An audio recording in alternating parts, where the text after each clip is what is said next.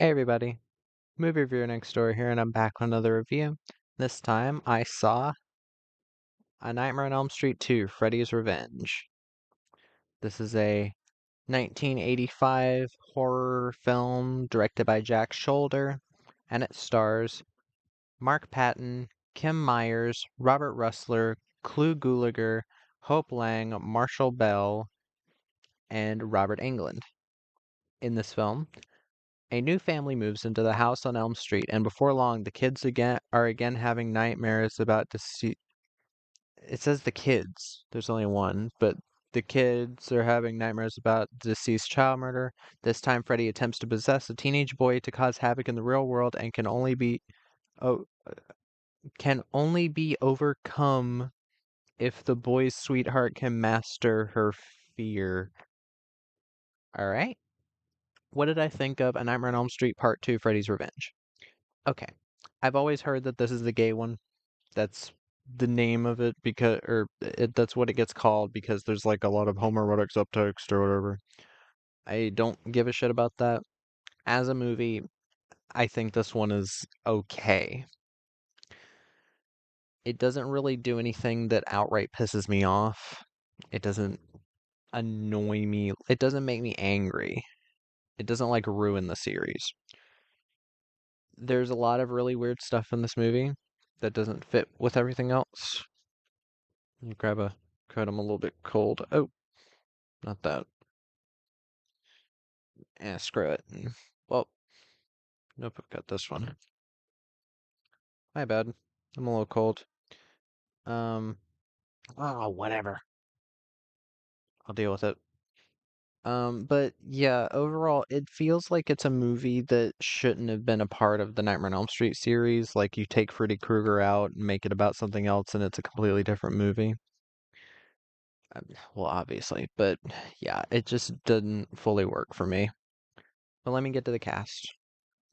Mark Patton plays Jesse Walsh. He is a teenager who's having troubles in a relationship, and he's been waking up in sweats, thinking about Freddy Krueger.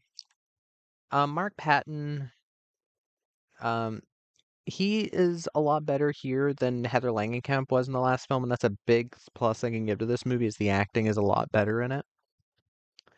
Maybe the bump in budget went to better actors, maybe. There's still weird bits, but for the most part, pretty good. Um, I liked his character. I found him to be relatable in certain ways. It sucks. Apparently, some of the stuff he went through during the production, but overall, I think he does a pretty good job here. Kim Myers plays Lisa Weber. She's kind of a rich girl who's got a crush on, or who's kind of the girlfriend of Jesse, but not kind of not. They get to that, but I've seen her in films before. She was in Hellraiser Bloodline. Um,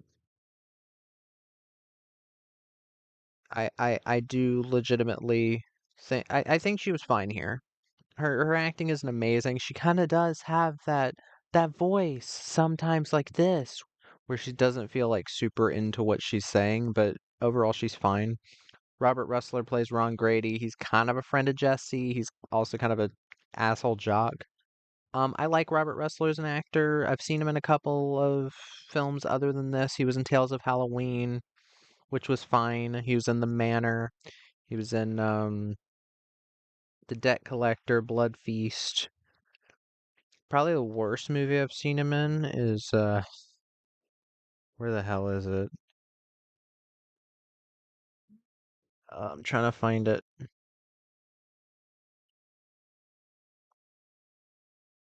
Give me a second. I'll find it. It's not listed on here. Okay. It was some movie from Wes Miller, but yeah, he does a pretty alright job here. Um, Clu Gulager plays Ken Walsh, who is Jesse's dad.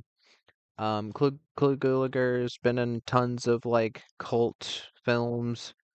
Very well known in uh Hollywood. I think he's pretty good in the film. He's better than John Saxon in the first film. Hope Lang plays Cheryl Walsh, who's Jesse's mom. I liked her as well. Always liked Hope Lang. Marshall Bell plays Coach Schneider, who's like, I guess a pedophile, because there's times where he's like showing like he's he picks on Jesse, and then later there's a scene that is extremely uncomfortable. I hope that's what they were going for, where he's kind of hitting on him, which was bizarre. And yeah, that was rough. He works well in the role. And Robert Englund as Freddy Krueger. I think one of the issues dealing with Freddy Krueger in this is that for this movie to work, Freddy Krueger does show up a lot more than he did in the last film, and he says a lot more, which I think kind of diminishes his scariness. Robert Englund still does a great job selling a lot of the lines, but because this feels like a black sheep compared to the others, Freddy doesn't seem like the same character. Because before it was like, okay, no remorse, he's a child killer. Um, he's come back to claim the souls of the children whose parents killed him, like burnt him alive. And here in the finale, you have like Kim, or excuse me, Lisa, like going like, I love you because Freddy's taken over by Jesse, or Jesse's taken over by Freddy, excuse me. And it just doesn't work for me. Like, I think a movie like this could be made that would work well. Like a allegory for like being in the closet. Like I am a person who does not care for most gay movies, but I think you could do something here. If you had a smart enough writer that didn't shove the message in your face, that it was like well done, like put into the story so that even if you don't get the message, it's still effective, or even if you don't care about the message, it's still an effective movie that actually is creepy, like gives you chills, then I'd love that. But you almost never get that. You almost always get like either too much message or too much horror to the point where you forget the message. And here, I think the message here is supposed to be that, well, I have to talk about the homoerotic subtext because there are a lot of scenes in this movie that I can see an actor that's gay being especially Mark Patton being gay and not being out.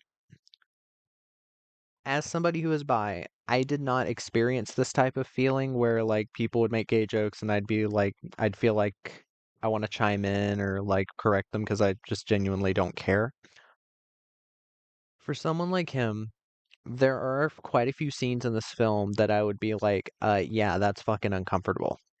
Including, there's like a scene where like Robert Russler's character and, excuse me, Ron and Jesse get into a fight, and then Ron ends up like tackling him and like ripping his pants, so you see Jesse's ass.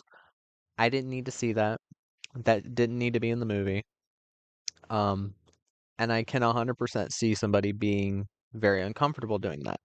Now, you can also say if he didn't want to do it, he could have just said no or whatever. But with a movie like this, if he were to say no, it could screw the entire movie up, and a lot of people would have been paid for nothing, and a lot of people probably would have been fired just because of that. So there's a bit of a double-sided, it's a bit of a double-sided coin when you talk about stuff like that. You have to think of all of the people involved in a production rather than just the actor. Because if the actor walks off set, he's the main actor, main character of the movie. You don't have a movie after that. So yeah, it's definitely a bit of an issue. But and the later thing with the gym teacher being in an S&M club and then like punishing Jesse, bringing him back to the school, making him run laps, and then telling him to get in the shower, and then his death, which is just, I'm sorry, it's goofy. There's like there's literally like the gym equipment starts attacking him, like balls start flying out of the walls. like basketballs, baseballs, tennis balls start shooting out at him, and I'm like, this is not scary. This is annoying. And there's some really obvious wire work when the jump ropes are like tied around his around his arms and then dragging him. You can see like a wire at the bottom pulling him across the floor. A very terribly hidden wire. It might be that I watched it in HD and back in the day you didn't have that and it wasn't as noticeable, but it's I have to talk about it since I did watch the movie. And even if it is HD, like I enjoyed the HD picture quality, but it can that those types of things can happen, but it is still technically a filmmaking error. And then his death is literally like Freddy like makes a towel slap his ass, which is another thing. Like the homoerotic subtext is not subtext. It's beating you in the fucking face. Like his ass gets slapped by the towel until he's like bruised and stuff, and then Freddy like slashes his back, and it's like whatever. Like and that's really the only like nightmare related thing that happens in the film. Because nightmare related death, because most of the other deaths just happen in the real world, and it's like it doesn't even feel like a Nightmare on Elm Street movie because you don't have a bunch of the creativity, especially that was in the first film. The first film had a lot more creativity than this, even just with the deaths. The deaths were very like awesome effects, like the character like in the air, like flying around and then falling back onto the bed, blood splashing onto the characters' faces. Uh, fucking a character getting sucked into a bed and then a geyser of blood shooting out. Being hung by your bed sheets and people thinking that you did it yourself. Like, there's interesting, there's like creative shit going on in that first movie. And here it's not nearly as creative. And 100% I think it's that the filmmakers wanted to make a non-Nightmare on Elm Street movie. There is something you could do, I think, about like an allegory for like being in the closet or being gay or whatever and not being allowed to show it in a time like that as well, even though like well, I'm not going to get into that, but like if you want to do this type of story, there are ways to do it, and I think that the fact that it's also a Nightmare on Elm Street movie just doesn't help because that's not what Nightmare on Elm Street's about. And it does legitimately harm the film. If somebody wanted to do something like this again and try to write it a bit smarter, then cool. But a lot of the stuff in here just feels like a little mean-spirited towards, especially given that the actor was in the closet. And I guess since people didn't know, it's not really their faults, but it just seems really weird to put in all that. Even for shits and giggles, I don't remember how old Mark Patton was when this movie came out. Um, okay, he was 20. What the fuck? He was 27? Okay, apparently he was 27. Okay,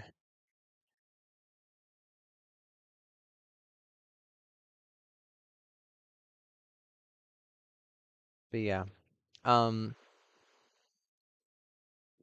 yeah, it's just the movie just doesn't really work for me in that way.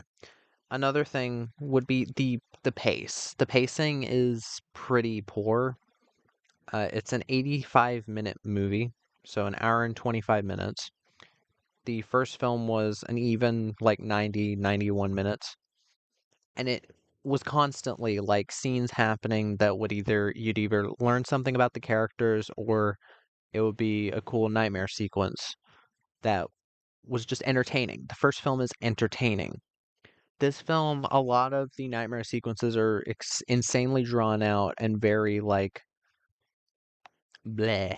They're very like not much is happening in them at all. So it feels like a step back, even though this film has an almost three times the first film's budget. And yeah, it just felt like lame. Um,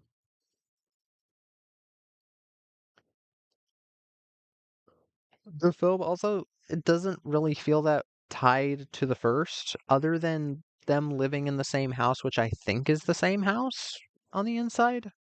It's 100% the same house on the outside, but on the inside, it might be the same boiler room as there. I guess it is, which that's cool if they got the same house.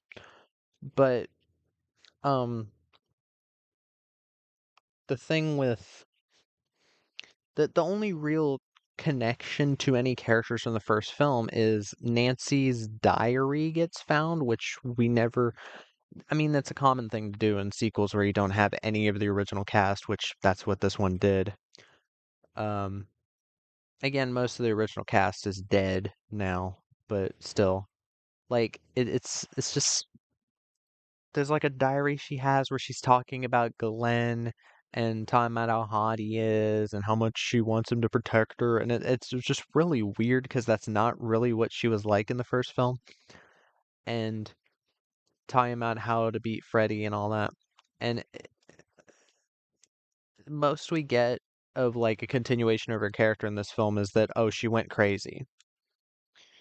But like, yeah, I'm not a fan of sequels that do this, where they don't have any of the characters from the last film, so they're just like they just kind of make something up. It's a bit annoying. Um, and like, do I have good things to say about this film? Yes. Again, the acting is a big step up. A big step up. Mark Patton does a great job. Clu Gulager and um Hope Lang are great as the parents. Like pretty much all there weren't any performances that I would say were straight up bad, which is a good thing. That's one of the things you'd expect in a follow-up. Um, the effects as well. Other than the really bad wire work there's the bit later on where Jesse has Freddy coming out of him, so like the knives start coming out of his hands, out of like his fingertips, and his fingertips are like peeling back, and then his Freddy's hand starts like breaking its way through his skin, and then he like basically takes off Jesse's skin like that. Fucking awesome effect. Um, there's some weird, obvious stop motion at times, but it still works. I'd rather that than CGI any day. Um, the freaking like, there's just some really cool shit to hear. Visual effects wise. Um, Also the bus sequence at the very beginning looks really cool, and the score from Christopher Young, very talented composer, does a great job here. He also composed Avenging Angel, I think. Um, Very good score, even if it doesn't feel very similar to the first Nightmare on Elm Street. But overall, like, again, I wouldn't really recommend this movie. I think there is something here that could have been truly, like, interesting and groundbreaking, but I don't think it's not. I don't think it was right for it to feel. It kind of feels like the later Hellraiser sequels, like 5 onward, excluding Revelations, even though that's a piece of shit. Um, where it was a random spec script with Hellraiser characters thrown in and the puzzle box. But here it does feel like that. It feels like a spec script for some like gay horror movie from back then, like a Fassbender or whatever type movie, and you have Freddy thrown in. And I think that's a big issue with it. So I don't think it's a horrible movie. I just think it's a very misguided movie. But yeah, that was my review of Nightmare on Elm Street 2, Freddy's Revenge. If you've seen the film, let me know what your thoughts are in the comments down below. If you have any recommendations, put them down there as well. And movie reviewer next door.